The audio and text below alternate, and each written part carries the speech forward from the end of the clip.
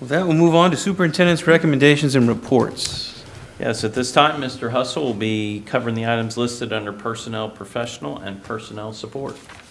Thank you, Mr. Smith. Mr. Bagley, members of the board, I have several items for your consideration this evening.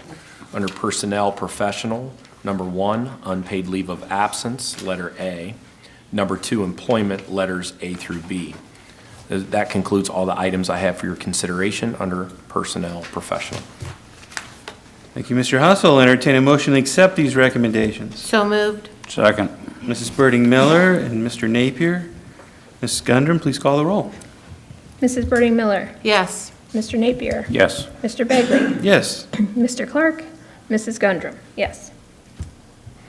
Mr. Bagley, members of the board, I have several items for your consideration this evening under Personnel Support.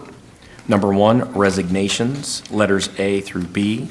Number 2, unpaid leave of absence, letters A through E. Number 3, employment, letters A through F. That concludes all the items I have for your consideration under Personnel Support.